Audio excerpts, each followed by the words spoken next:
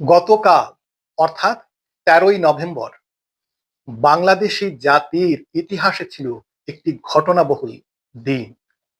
কালকে দেশের ৩টি উল্লেখযোগ্য ঘটনা ঘটে গেছে।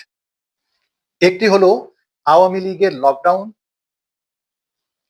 দ্বিতীয়টি হলো সরকার প্রধানের ভাষণ এবং তৃতীয়টি হলো বিএনপি প্রধানের গণভোট নিয়ে একটি বিতর্কিত বক্তব্য।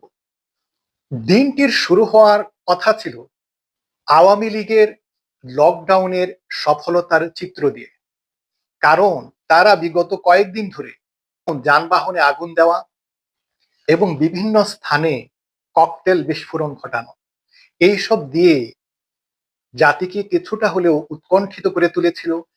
কিন্তু কালকের লকডাউনের চিত্র দেখে এটাই প্রমাণিত হয়েছে যে আওয়ামী লীগ মৃত্যুপথযাত্রী, মুমূর্ষু অবস্থায় আছে। দ্বিতীয় যে বিষয়টি, সেটি হচ্ছে বিএনপির প্রধানের বিতর্কিত বক্তব্য। যিনি মনে করেন এই মুহূর্তে গণভোট, যে গণভোটের মাধ্যমে জুলাই সনদ বাস্তবায়নের পথ পরিষ্কার হবে, সেটির চাইতে ওনার কাছে আলু পেঁয়াজের দাম বেশি। উনি মনে করেন এই মুহূর্তে গণভোট আয়োজন করে যে খরচ হবে, সেই খরচ বাঁচিয়ে আলু পেঁয়াজের হিমাগার তৈরি করা উচিত। অর্থাৎ হাজার প্রাণের বিনিময়ে যে জুলাই সনদ ওনারা এতদিনে ঘষা মাজা করে তৈরি করেছেন, তার মূল্য আলু পেঁয়াজের চাইতেও অনেক কম। তৃতীয় যে বিষয়টি হলো সরকার প্রধান প্রফেসর ডক্টর মোহাম্মদ ইউনূসের ভাষণ, এবং এই ভাষণের সবচাইতে গুরুত্বপূর্ণ বিষয় এবং টক অব দ্য কান্ট্রি হলো গণভোট এবং জাতীয় নির্বাচন একই দিনে হবে।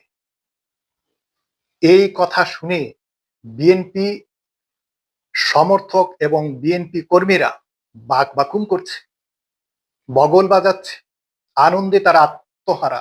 আপাত দৃষ্টিতে মনে হতে পারে এখানে বিএনপির জয় হয়েছে, কিন্তু যদি অন্যভাবে একটু চিন্তা করেন তাহলে দেখেন এই যে গণভোট না চাওয়া, যার অর্থ হলো জুলাই সনদ বাস্তবায়ন হোক, এটা তারা চান না, এটা ওনারা প্রতিষ্ঠিত করলেন।